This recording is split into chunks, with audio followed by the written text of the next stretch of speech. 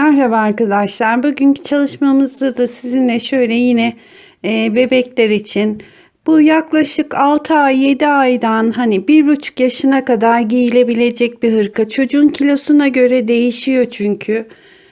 Bakın hırkamızın kapşondan başlıyor hırkamız. Şu şekilde. Arka tarafı da böyle.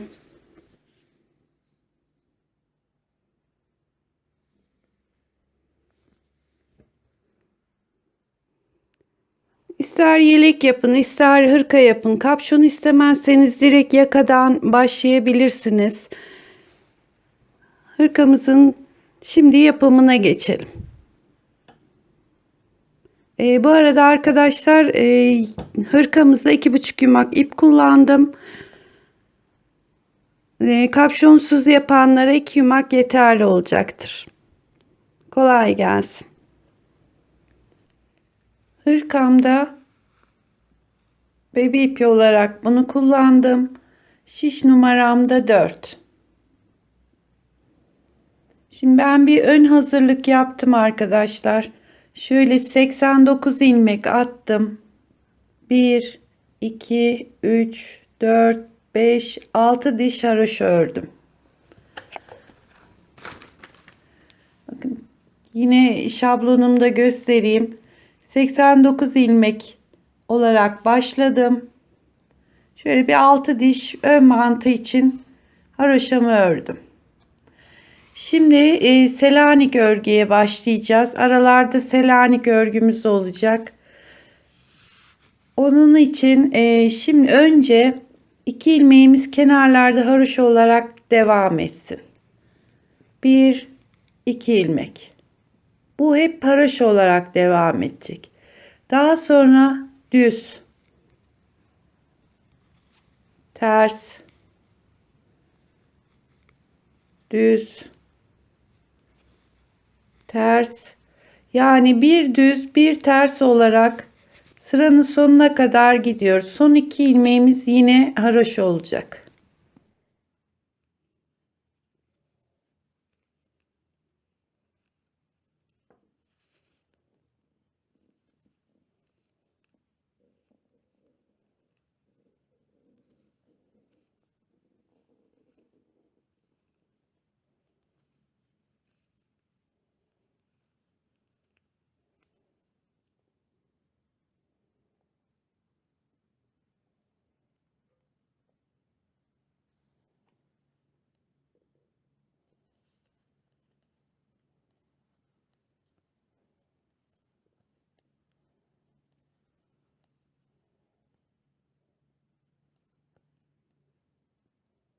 Sondaki 2 ilmeğimizi haroşa olarak devam ettireceğimiz için düz örüyorum ve arka tarafa geliyorum. Şimdi örgümüzün tersinde yine ilk 2 ilmeğimiz haroşa. Daha sonra yanındaki ilmeğimiz ters. Bir tane ters örüyorum. İpimi çeviriyorum. Şu düz gördüğümüz ilmeği alttan alıyorum. Selanik yapacağız.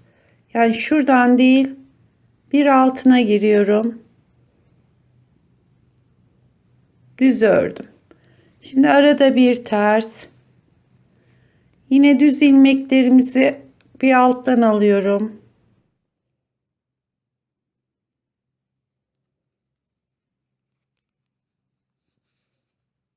Tersimi ördüm. Bütün düz ilmeklerimizi, bakın şu ilmeği bir düzelteyim. Şuradan değil, bir alttan.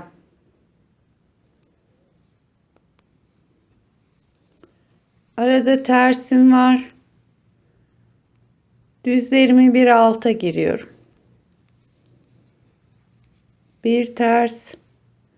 Bütün düzlerimi bir alt ilmekten alarak yapacağız.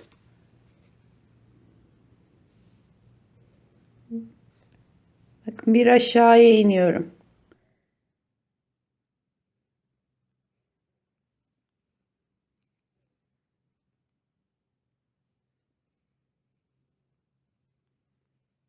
Tersimi örüyorum. Düzlerimi alttan. Bir ters.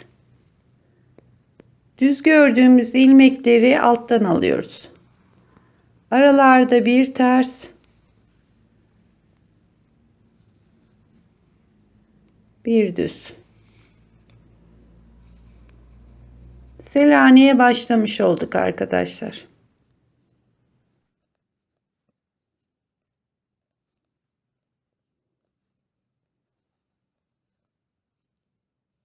İki ilmeğimiz kalana kadar düz ilmeklerimizi alttan alarak sıramızı tamamlıyoruz. Tersimi ördüm. Sondaki iki ilmeğim haroşa. Tekrar ön yüze geldim. İki ilmeğimi örüyorum. Bakın yanındaki ilmek düz ilmek. Onu alttan alıyorum.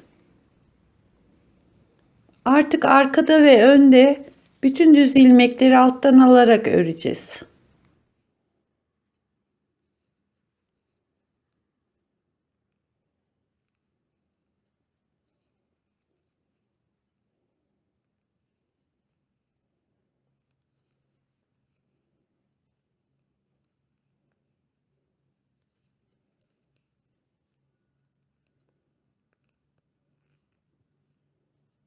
Evet, bakın Selanik'imiz de çıktı ortaya. Şimdi bunu hem arkada hem önde düz ilmekleri alttan alarak istediğimiz ebat olana kadar devam ediyoruz.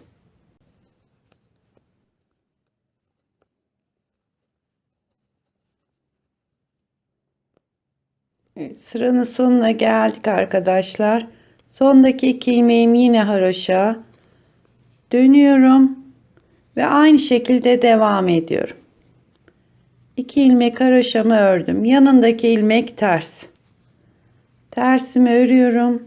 İpimi çeviriyorum. Düz ilmeklerimi alttan alıyorum.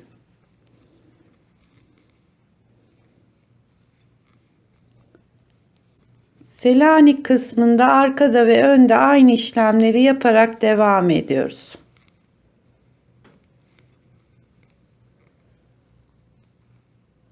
Birkaç sıra sonra daha net ortaya çıkacak. Evet arkadaşlar, Selanik'i 1, 2, 3, 4, 5, 6, 7, 8 ve 9 sıra Selanik ördüm. Yani 9 tane Selanik olabilmesi için 18 sıra gittim ve geldim. Arka tarafı da Selanik, ön tarafı da. Şimdi 9 tane Selanik'imiz oluştuğu zaman, şimdi şuradan tablodan göstereyim. 9 Selanik'imiz oluştuğu zaman arada 4 sıra düz öreceğiz. Örgümüz 9 Selanik 4 sıra düz, 9 Selanik 4 sıra düz olarak devam edecek. Şimdi artık düz örgüye başlıyorum.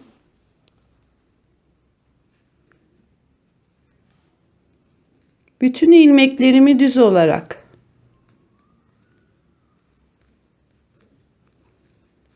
Selanik yapmıyorum, yani arada bir 4 sıramız düz örgü olacak. Bütün ilmeklerimi düz olarak örüyorum.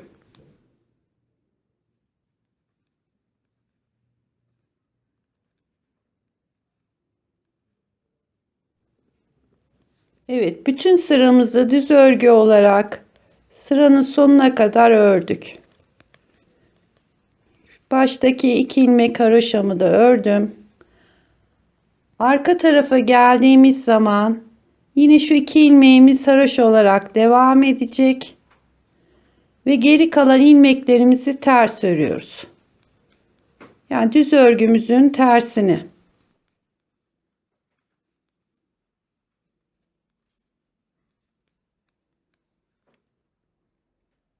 İki sıra düz örgümüz oluşuyor. Şimdi bunun gibi bir kere daha gidip geleceğiz. Bu arada 4 sıra düz örgümüzü hazırlayacağız. 4 sıra düzümüz oluştuğu zaman tekrar Selanik örgüye başlıyoruz. 2 ilmek haroşamız başta. Yanındaki ilmeğimiz düz. Pardon, düzü alttan alıyoruz. Tersimizi örüyoruz. Düzlerimizi alttan alarak Tekrar Selanik'imizi oluşturuyoruz. Bir ters. Düzlerimizi yine alttan alıyoruz. Selanik olarak sıramızı tamamlıyoruz arkadaşlar. Yine aşağıdaki gibi 9 tane Selanik'imiz olana kadar burayı devam ediyoruz. Yani 9 tane Selanik'imiz 18 sırada çıkıyor. Daha sonra tekrar bir düz 4 sıra düz ilmek 4 sıra düz olarak örüyoruz. Tekrar Selanik. Kapşonumuzun tepesi bu şekilde devam ediyor. Kapşonumuzda 1, 2, 3 tane 9 sıralı tam örneğim var. Bir de 5 sıralı yarım örneği yapıyorum şu anda. 5. sıradayım. Ben yine de bir santim olarak vereyim. Örneği tamamlamadım çünkü ebatı yeterlidir. Şöyle 18 santim kadar kapşonunu ördüm. Şimdi kapşon ayırmasını yapacağız. Şurayı 23 demiştim ama örnek düzler denk gelmediği için arayı 25, kenarlarımızda 32 ilmek. Şimdi 30 tane ilmeğimi ördüm. 31, 32. Pardon, şu Selanik'i yapmadık. 31 ve 32. Artık arada 25 tane toplama yerimiz var. 25 ilmeğin ilk ilmeğini normal örüyorum. Selanik yapmıyorum. Bu çünkü kesme ilmeğimiz olacak. 1 2 3 4 5 6 7 8 9 10 11 12 13 14 15 16 17 18 19 20 21 22 23 24. Şimdi 25. ilmeğimizi yanındaki ilmekle beraber kesiyorum. Ve geri dönüyorum. Yine 24 ilmek öreceğiz. 25. ilmeğimizi keseceğiz. Aynı zamanda yine Selaniklerimi yapıyorum.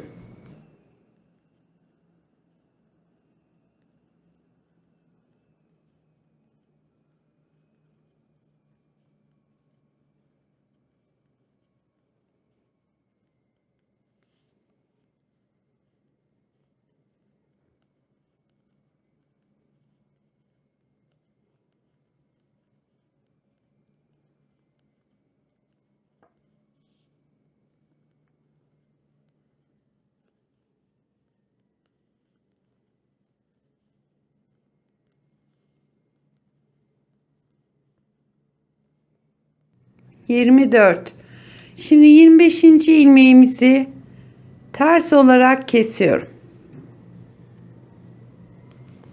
Burada 31 ilmeğimiz kaldı.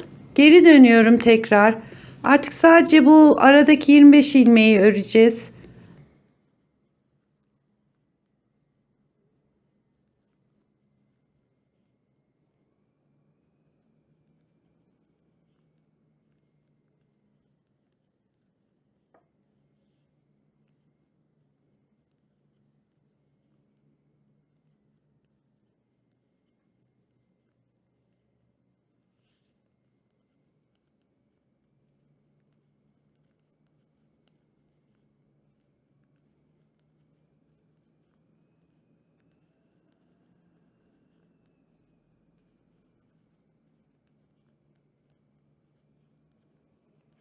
...24 taneyi ördüm. 25. ilmeğimi yanındaki ilmekle beraber kesiyorum. ve geri dönüyorum. Burada da yine 24 ilmek öreceğiz. 25. ilmeğimizi yanındaki ilmekle beraber keseceğiz. Sadece sağdan ve soldan sürekli 25 ilmeği örerek kenardaki bütün ilmeklerimizi bitiriyoruz. Arka yüzde tersten kesiyoruz, ön yüzde düz olarak kesiyoruz. Evet arkadaşlar, burayı aynı patik yapar gibi 25 ilmeği örerken sağdan ve soldan keserek şimdi sadece 25 ilmek kaldı. Kesmelerimiz bitti. Şimdi şapkamızın bir iki kenarından da ilmek alacağız.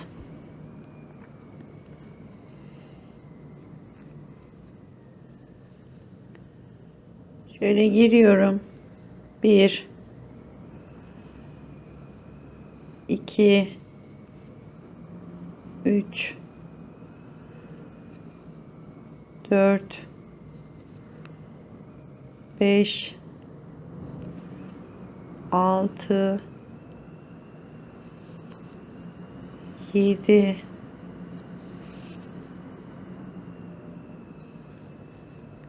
8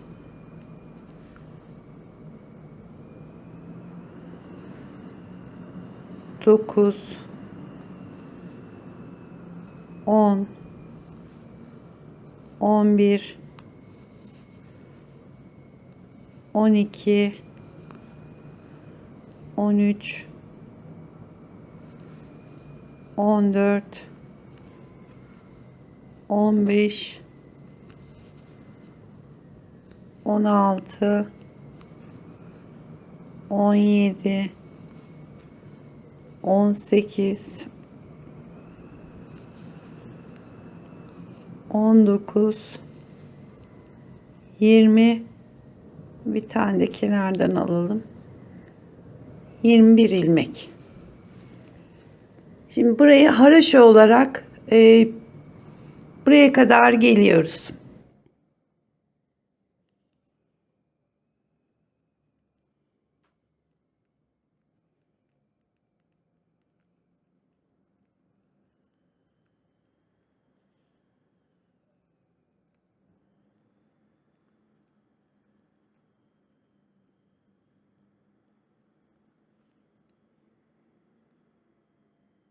Devam ediyoruz. Şişimizdeki son ilmeğe kadar, daha sonra bu taraftan da ilmek alacağız. Haroşa olarak ördüm geldim. Şimdi bu taraftan ilmek alacağız. Bu taraftan da ilmek alırken şöyle aynı çizgimiz yine bu tarafa çıksın diye bakın şöyle tersten giriyorum.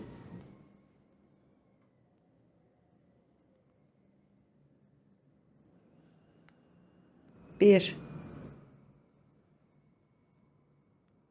iki,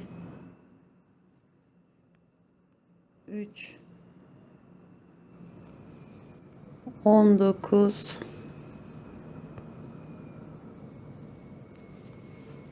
şu 19, 20, bir tane de kenardan alıyorum. 21. Artık şapkamız bakın toplandı.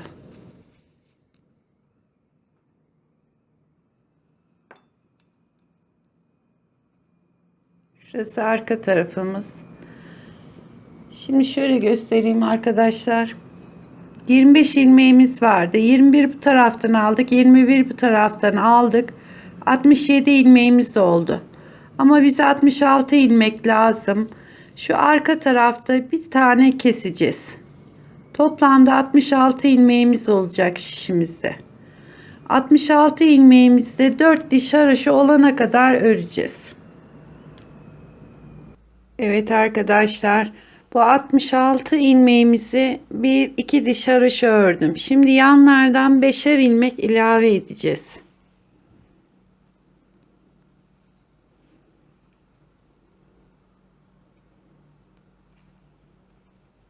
İki,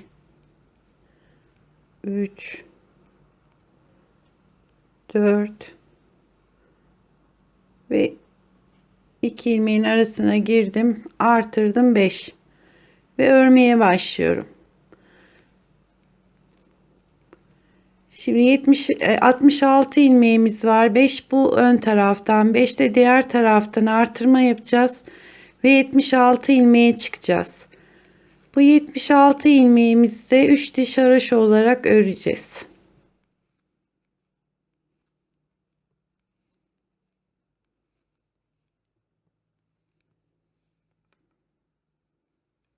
Devam ediyoruz şu başa kadar.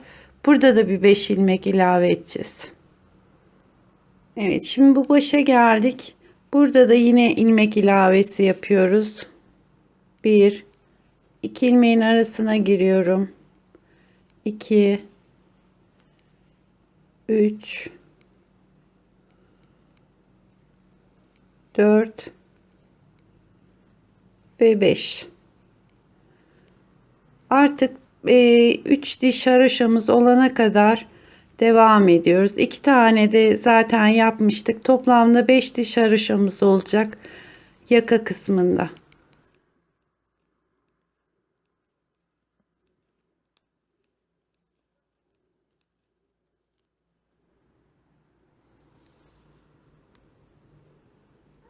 Beş diş haroşam oluştu arkadaşlar. Kapşonumda şöyle göstereyim. Burası arka tarafı.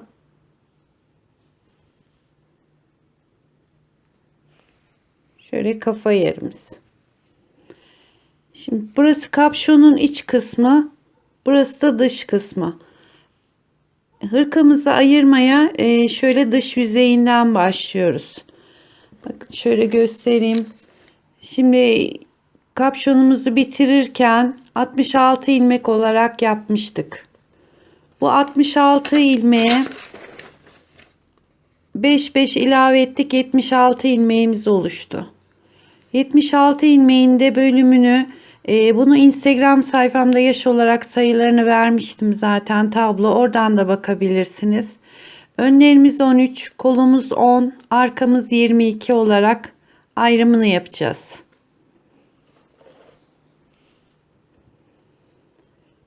Sağda ve solda yetişer ilmeğimiz haroşa olarak devam edecek. Fakat burada hemen bir ilik de açmak istiyorum. 1 2 3 tane ördüm. Bir tane artırıyorum. Şu 2 ilmeğimi kesiyorum. 2 4 6 ve 7. Bu 7 ilmeğimiz hep hırka boyunca haroşa olarak devam edecek. Ve önümüzde 13 ilmek, 8 9 10 11 12 13. 7 ilmek haroşa dahil 5 ilmek daha ördüm. 2 4 6 7 2 4 6 ilmek daha ördüm. 13 ilmeğimiz var ön tarafımızda. Şimdi artırıyorum. 1 2 tane örüyorum. Burası ayrım yerlerimiz olacak. Artırıyorum 10 ilmek kolumuz için.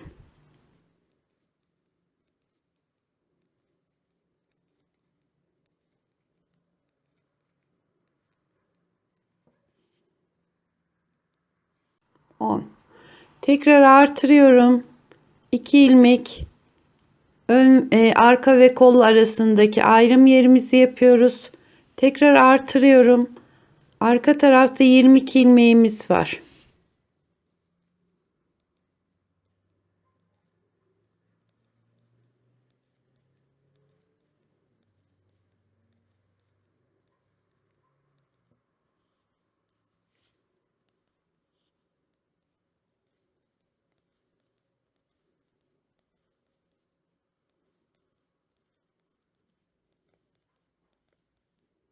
...22 ilmek arka için ördüm. Tekrar artırıyorum. 2 ilmek örüyorum. Artım yapıyorum. Tekrar doluyorum yani şişime. Kolumuz için 10 ilmek.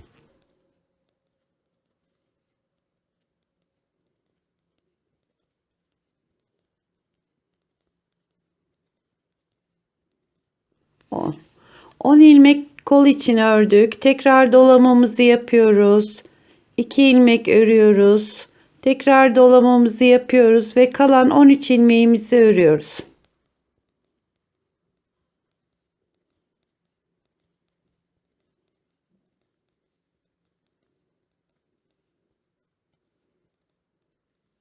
Bu 13 ilmeğin 7 ilmeği haroşa olarak gidecek. Şimdi 7 ilmek haroşa örüyorum.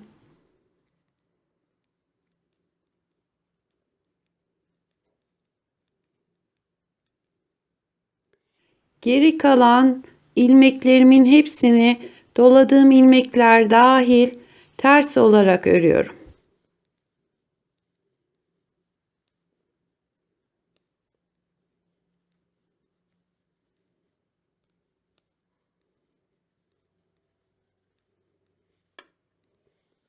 Sonunda 7 ilmeğimizi tekrar haroşa olarak örüp bitireceğiz sıramızı. 7 ilmeğimiz kaldı. Bu 7 ilmeği haroşa olarak örüyorum. Yani kenarlarımız haroşa olarak devam edecek. Burası da ilik yerim.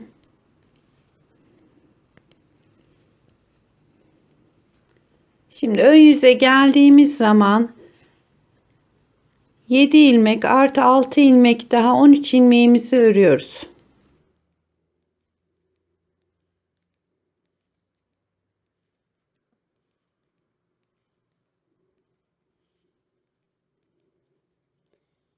Bakın bir önceki sırada artırdığımız ilmeğe geldik. İster bunu örüp hep şu 2 ilmeğin yanından artırarak dümdüz devam edin. İsterseniz önce artırmamı yapıyorum. Aradaki bir önceki sıra artırdığım ilmeklerle beraber 4 ilmeğimi örüyorum. Tekrar artırıyorum. Kelebek şeklinde artırma bu. Dediğim gibi isterseniz sadece şu 2 ilmeğin sağından ve solundan artırarak da devam edebilirsiniz. Tekrar 4 ilmeği ördüm. Dolamamı yaptım. Koldaki 10 ilmeğimi örüyorum.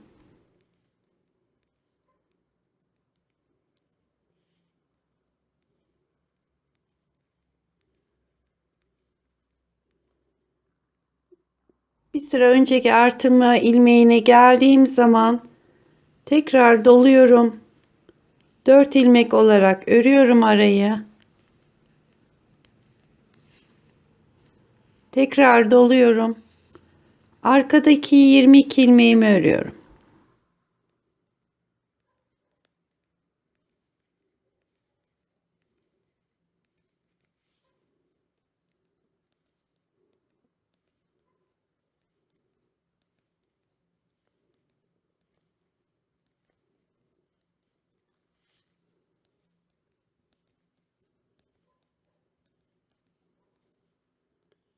Tekrar doladığım ilmeğe geldim. Yine ipimi doluyorum. 4 ilmek olarak örüyorum. Dolamamı yapıyorum ve diğer kola geldik. 10 ilmek olarak da yine aynı şekilde kolumu örüyorum.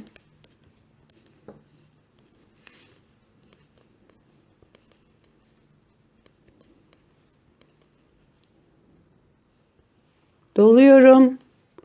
4 ilmek örüyorum ve tekrar dolama yapıyorum. Ve kalan 13 ilmeğimi örüyorum.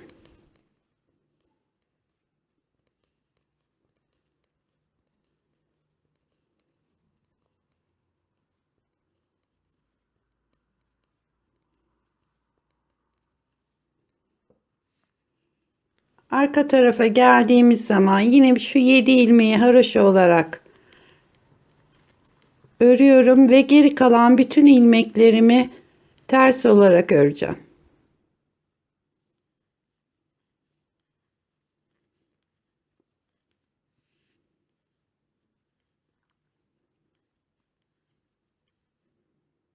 Şunlar doladığımız ilmek, onları da ters örüyorum.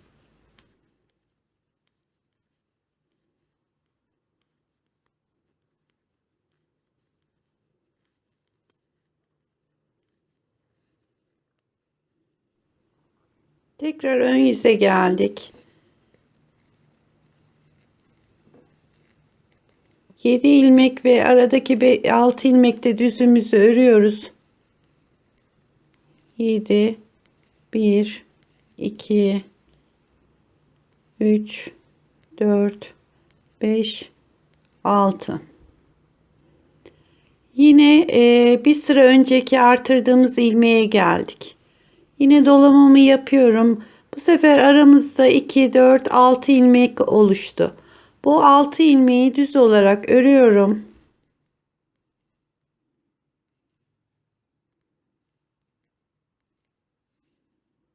Tekrar doluyorum.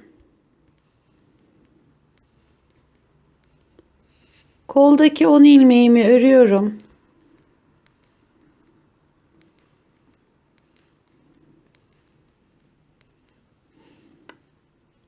Ve tekrar doluyorum.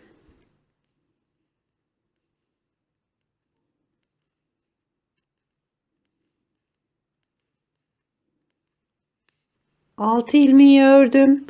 Dolamamı yapıp arka kısma geçiyorum. Bakın 1, 2, şimdi de bir kere daha artırdık. Üçüncü artırmamızı yaptık. Bu sırayı da bütün artım yerlerinde aynı şekilde yapıp tekrar ön yüze geliyoruz. Tekrar ön yüze geldik arkadaşlar. Dördüncü artırmamızı yapacağız. Yine 13 ilmek olarak örüyoruz.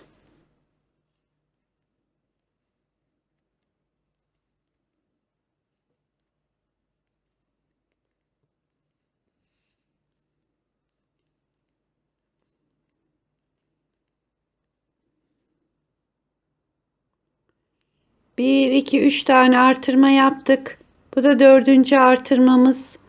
Arada 1, 2, 3, 4, 5, 6, 7 ve 8 ilmek oluştu. Tekrar artırmamı yapıyorum. 10 ilmek koldaki ilmekleri örüyorum.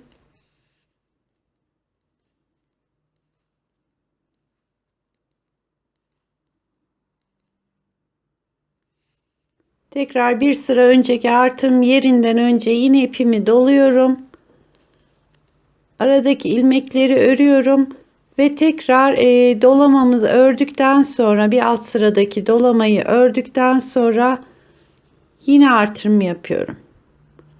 Ve arkaya devam ediyorum. Diğer tarafları da aynı şekilde. 1, 2, 3, 4 tane sağ tarafta, 4 tane de sol tarafta artırma deliklerimiz oluştu. İsterseniz bunu beşli falan da yapabilirsiniz ama ben dörtlü olarak devam edeceğim. Şimdi 13 tane, bu hep bu sayıları soruyorsunuz arkadaşlar. Her kelebeğimiz bittiğinde 4 delik artırdığımız için 4 ilmek ilave olacak. Yani 13 ilmeğimiz vardı. 4 ilmek daha ilave edeceğiz. 17 ilmek ön olacak. Kolda 10 ilmek vardı. 4 sağından 4 solundan artırdık. 8 ilmek, 18 ilmek. Arkada 22 ilmeğimiz vardı. 4 ve 4 ilave ettik. Artırmalar yaptık. 8 ilmek daha ilave olmuş oldu. Yani 30 ilmek de arkamız oluşmuş oldu. Yani her kelebeğimiz bittiğinde 4'er ilmek sağdan ve soldan, kollarda, önde sadece tek taraftan artma oluyor. Şimdi ikinci kelebeğimize başlayacağız.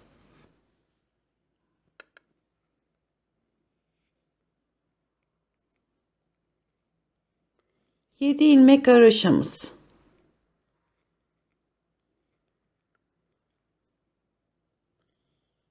Altı ilmek düzümüz vardı.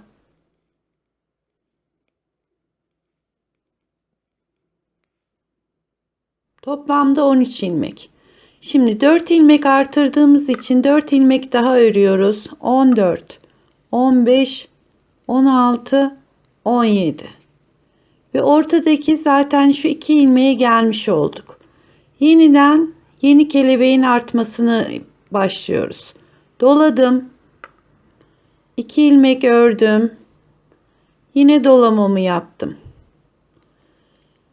Kolda 10 ilmeğimiz vardı. 4 sağdan 4 de soldan artmış oldu. 18 ilmek olarak kol kısmını örüyorum.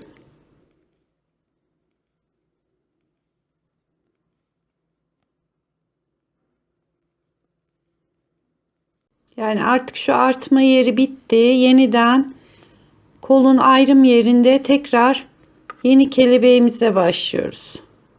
Bakın 2 ilmeğe geldim. Yeniden dolamamı yapıyorum. 2 ilmek ördüm. Tekrar artma yapıyorum.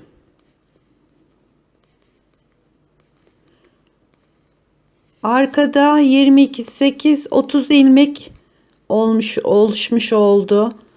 Arkadaki 30 ilmeği örüyorum.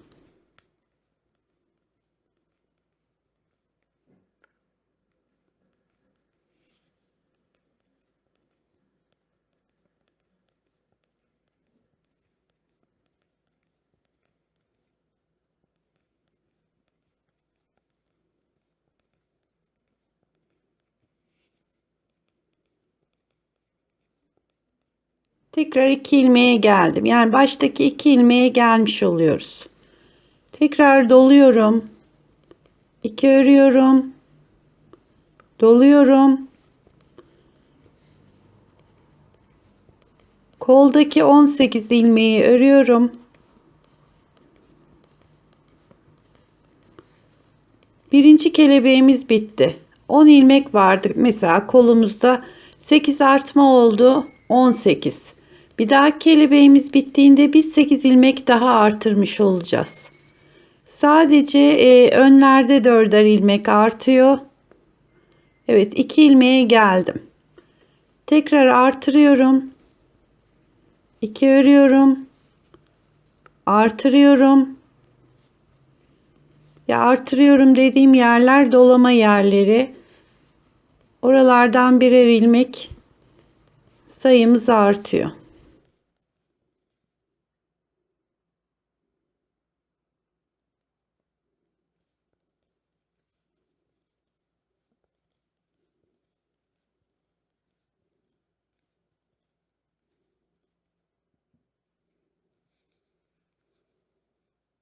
Bakın ilk kelebeğimizin, yani bunlara kelebek diyorum.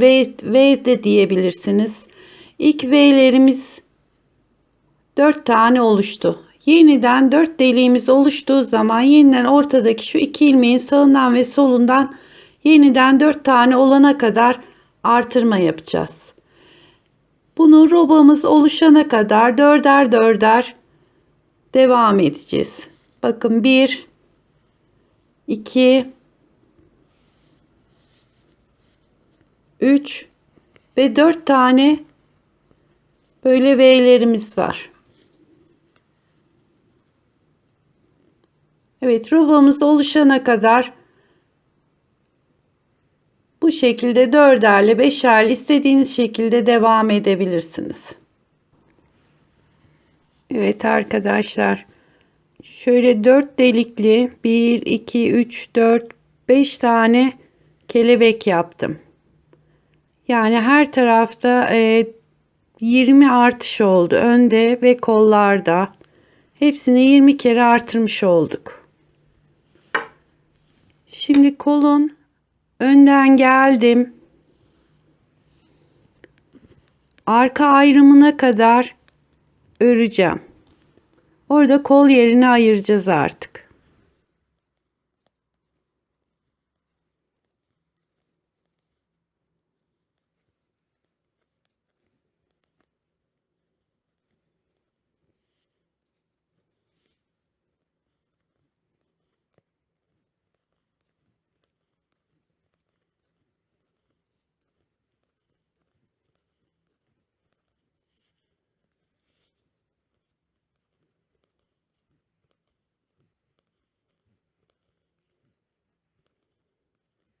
Evet, bakın şu artırma yerime artık artırma yapmıyorum. Ördüm. Ortadaki 2 ilmeğin, bakın şu ortadaki 2 ilmeğin bir tanesini kol için örüyorum ve geri dönüyorum.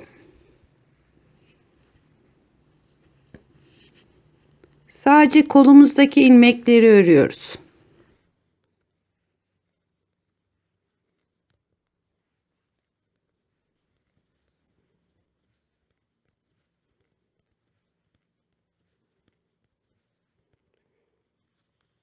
Şimdi de şu kelebeğe geldiğimiz zaman yine ortadaki şu iki ilmeğin bir tanesini örüp bir tanesini ön bedene bırakacağız ve geri döneceğiz. Bakın şuradaki iki ilmeğin bir tanesini ördüm ve geri dönüyorum. Bakın tam şu ortadan ayrım yaptım. Şimdi kolumuzdaki örneğe başlayacağız. Yine aynı şapkada yaptığımız gibi Selanik ve düzlerden kol boyu olana kadar öreceğiz. Şimdi bir ilmek ördüm. Boş aldım daha doğrusu. Bir tane ters.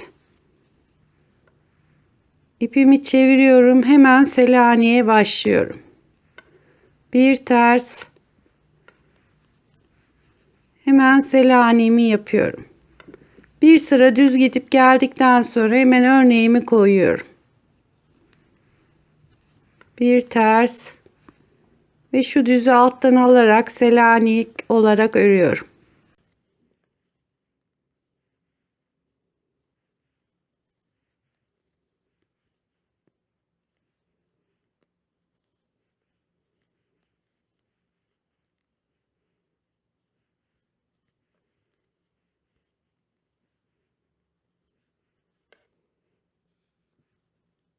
Evet arkadaşlar, kolumuzu şu önle kol arasındaki iki ilmekten ayırdık.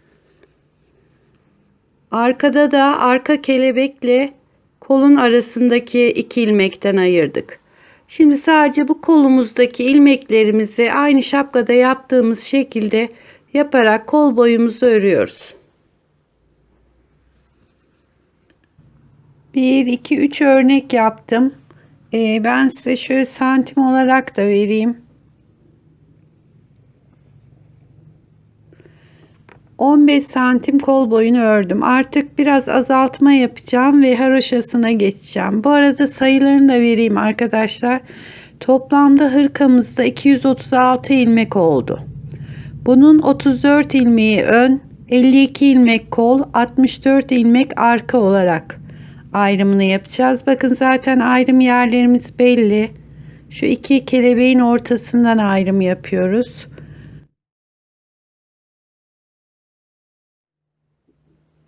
Şimdi aradaki düze geçtiğimiz zaman kol ağzımız geniş olmasın diye bir azaltma yapacağız. 2 3 4 5 6 7 ilmek ördüm. Şu iki ilmeği birlikte alıyorum. Tekrar 1 2 3 4 5 6 7 ilmek ördüm. Şu iki ilmeği birlikte alıyorum.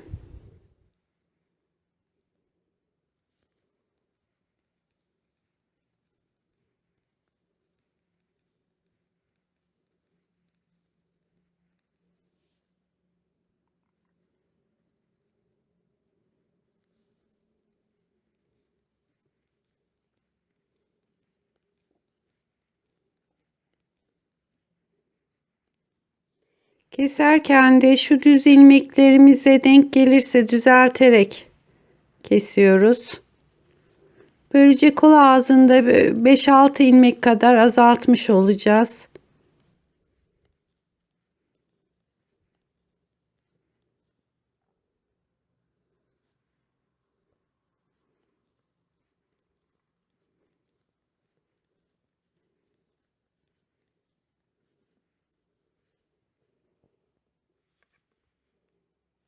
Şimdi arka tarafını ters olarak gidiyoruz sıramızın sonuna kadar.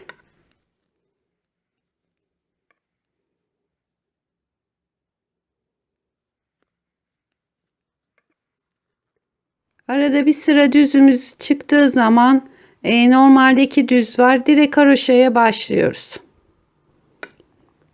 Kolda 2, 4, 6 sıra haroşa yaptım. Daha sonra direkt kesiyorum. Örerek kesmiyorum. Normal 2 ilmeği birlikte alıyorum. Takıyorum. Tekrar 2 ilmeği birlikte.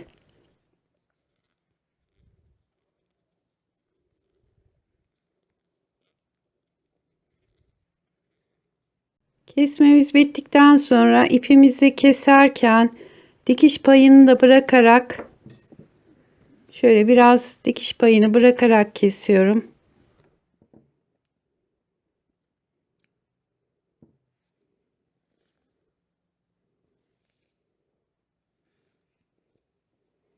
Evet, kolumuza bakalım arkadaşlar.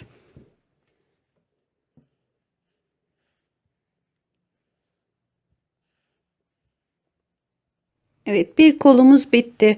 Bu arada ben şu robanın da santimini vereyim size. 13 santim olmuş. Eğer birazcık büyütmek isteyenler bir kelebek daha ilave edebilir. Ama tabii bir beden, 1,5 beden büyütmek isteyenler Instagram sayfamdaki ölçülere göre yakayı başlayacaklar. Ona göre büyüyecek ölçüler. Bu hırkamız yaklaşık 1-2 yaş için olacak. Yani bunu 9 aylık bebek de giyer. Yani çocuğun bebeğin kilosuna göre değişebilir. Şimdi diğer kolu yapacağız önce. Bedene geçmeden önce iki kolun bitmesi gerekiyor. Onun için ipimizi şimdi buraya bağlıyoruz arka kısma. Arkadan şu kolu da örerek gidiyoruz. Öndeki ayrım yerinden kolumuzu ayıracağız. Düz olarak gidiyoruz. Ben bu ipimi daha sonra sabitleyeceğim. Şimdi arka bedeni ve öndeki ilmeklerimizin hepsini örüyoruz. Yani arkamızda 64 ilmek, kolumuzdaki 52 ilmek. Tabi bunlar birer ilmek kenarlardan alınmış sayılar. Şimdi arkamı örüyorum. Öndeki kol ayrım yerine kadar şu iki ilmeğin birini öreceğim ve geri döneceğim. Evet.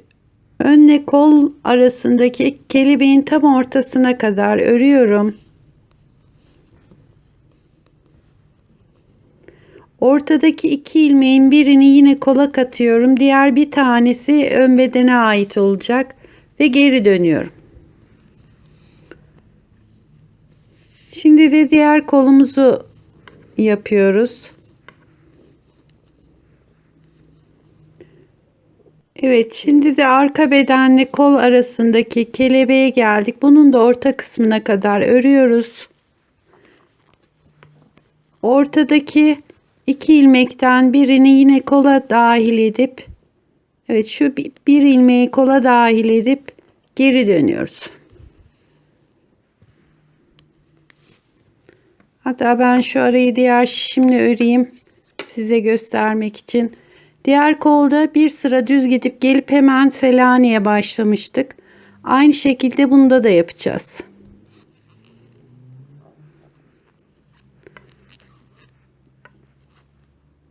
Direkt Selanik'e başlıyorum.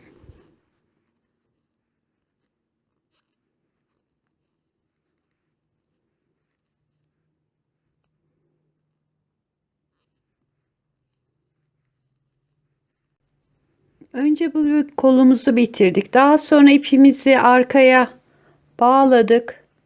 Arka kısmı ördük. Ve şuradaki kol kısmının ayrımını yaptık. Yine arka ortayla ön orta arasında birer ilmekleri alarak bu kol ayrımını da yaptık. Şimdi bu kolu bitirdikten sonra ipimizi kaldığımız ön kısma bağlayacağız ve devam edeceğiz. Daha sonra bütün ilmeklerimizi bedendeki ön ve arkadaki bütün ilmeklerimizi örmeye başlayacağız. Koltuk altında artırma eksiltme yok. Direkt geçeceğiz. Ama aşağıya doğru isteyenler arada bir tam koltuk altlarından artırma yaparak hafif çan yapabilirler. Örnek olarak da ister dümdüz gidin, isterseniz yine kollardaki gibi aynı bu modeli uygulayarak yapabilirsiniz. İsterseniz hiç yapmadan direkt dümdüz bedeni örebilirsiniz. Bu şekilde devam ediyoruz arkadaşlar. Evet arkadaşlar, şimdi iki kolu da bitirdik. Şöyle kollarımız.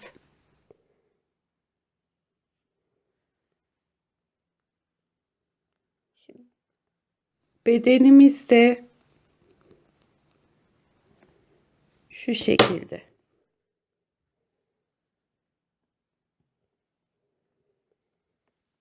Şimdi ikinci kolu bitirdikten sonra ipimizi şu ön kısmına kaldığımız yere bağlıyoruz. Gittim ve geldim. Şimdi artık bedene geçeceğiz. Bedeni birleştireceğiz. Bakın ipimi buraya bağladım. Bir sıra gittim ve geldim. Şimdi arka bedene geçerken şu kolumuz hiç artırma yapmıyorum. İsterseniz burada bir iki ilmek artırabilirsiniz. Artırma yapmadan direkt arka bedenime geçtim.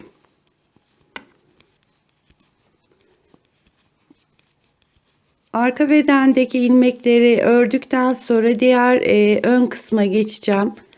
Ve daha sonra bedeni biraz bir yaklaşık 4 santim kadar olana kadar düz olarak öreceğim. Etek ucuna yine Selanik örneğimden 3 tane koyacağım. Şimdi şu arkayı örelim.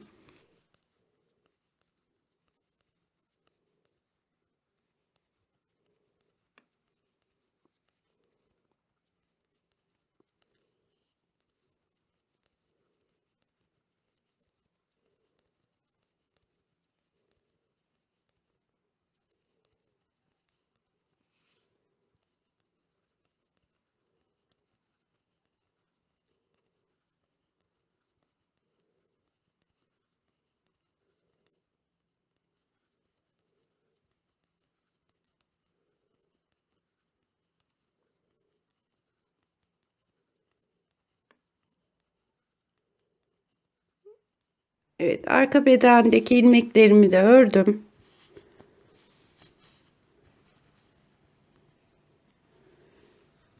Şimdi diğer öndeki ilmeklerimizi öreceğiz.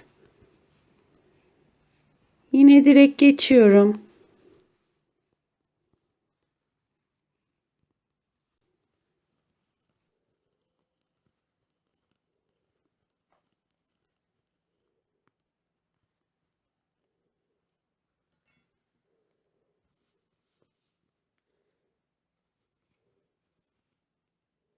Bakın önümüz, arkamız ve diğer önümüz birleşti. Artık bedenimizi bütün olarak öreceğiz. Şimdi bedeni örerken burada bir 4 santim kadar düz örgü yapıp tekrar aynı şekilde şöyle 3 tane örnek koyup Selanik örneğimizden hırkamızı bitireceğiz. Böyle dümdüz devam ediyoruz. İlik açmayı unutmayın arkadaşlar. Ben 2, 4, 6, 8, 10, 12, 13. haroşada ilik açmışım. Böyle bu şekilde devam ediyoruz. Evet arkadaşlar, etek ucunu da bitirdim. Yalnız bitirirken haroşaya geçerken aralarda böyle keserek 10 ilmek azalttım. Şöyle şu şekilde. Şimdi şu kolunu dikelim.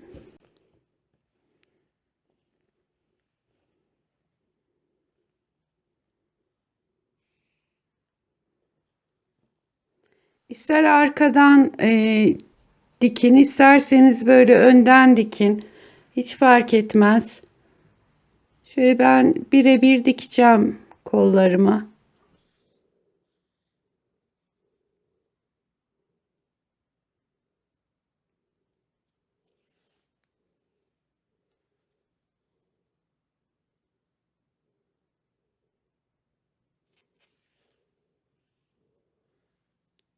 Bir sağdaki koldan bir de soldaki kolun kenar ilmeklerinden alarak şöyle dikiyorum.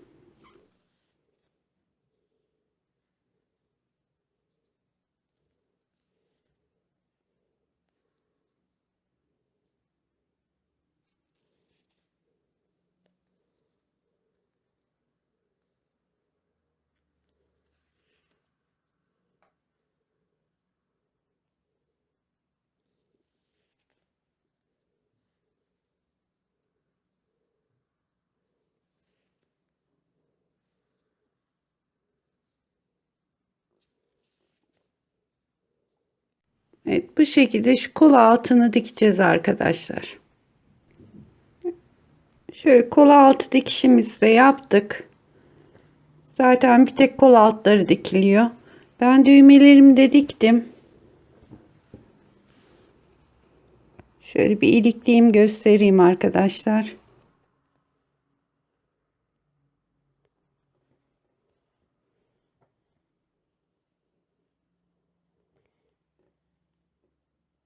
Bu düğmelerinizi istediğiniz renkte dikebilirsiniz.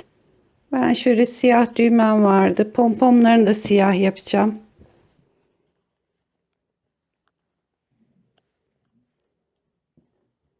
Bakın kapşonumuzda şöyle şu şekilde. Şimdi şu kısmına uzunca bir zincir çektim. Siyah ipimden. Sayısını saymadım. Fazlalığını keseceğim çünkü.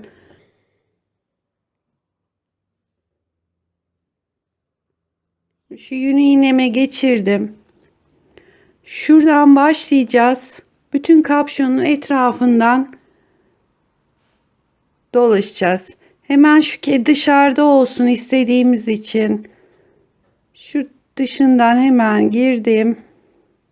Şöyle bir tane çıktım.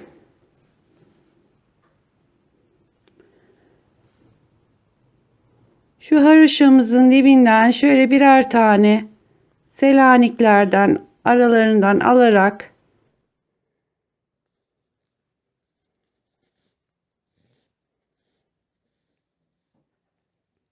çektiğim zinciri geçiriyorum. Tabi bu zincir değil, kordon yapabilirsiniz. Kurdele geçirebilirsiniz.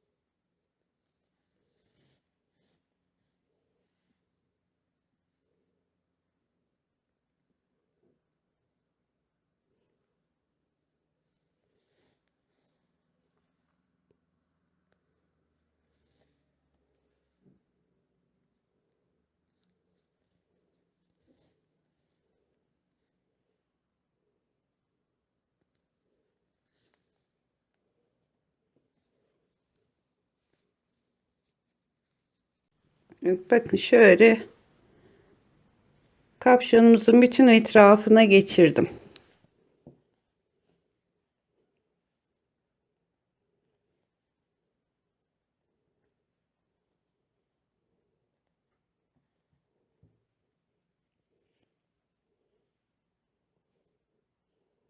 Bunu da şurada bir fiyonk yapıyorum.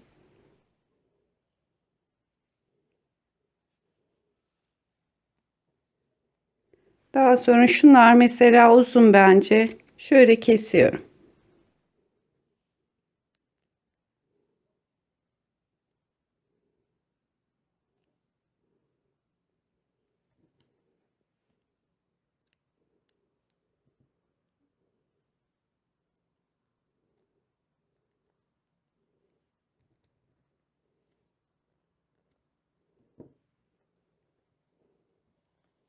Evet, bakın görüntümüz şu şekilde oldu.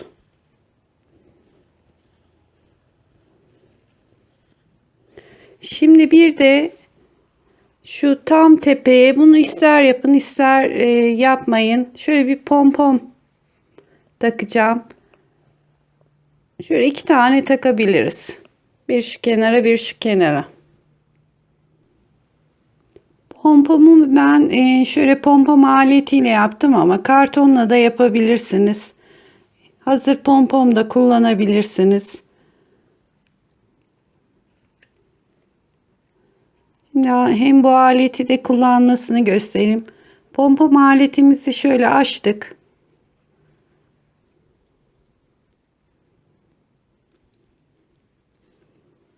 Önce bir tarafına ipimizi doluyoruz. Burası aldığı kadar dolamasını yapıyoruz.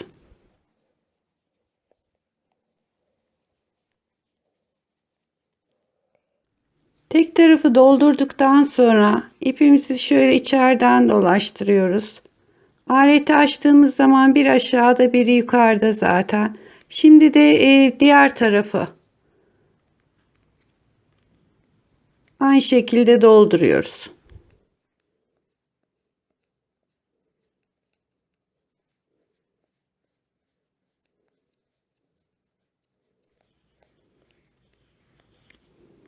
Bu yeterlidir. Şimdi ipimizi kesiyoruz. Aynı zamanda da pompomu bağlayacak şöyle bir ip kesiyoruz.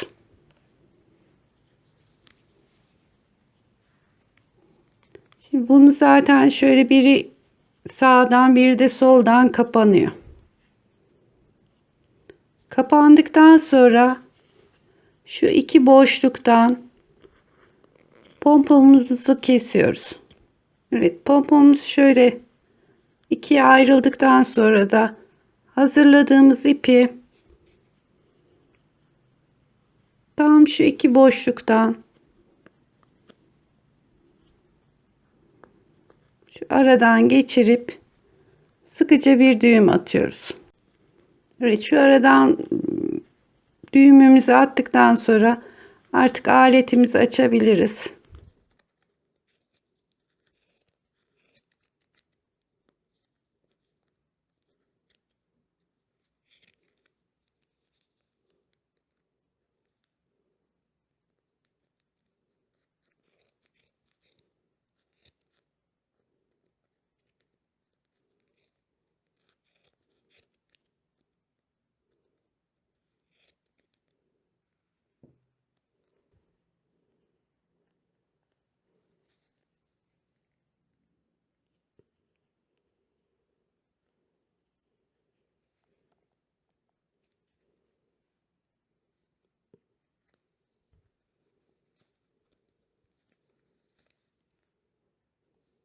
Şöyle ikiye ayrılıyoruz pompom aletimiz.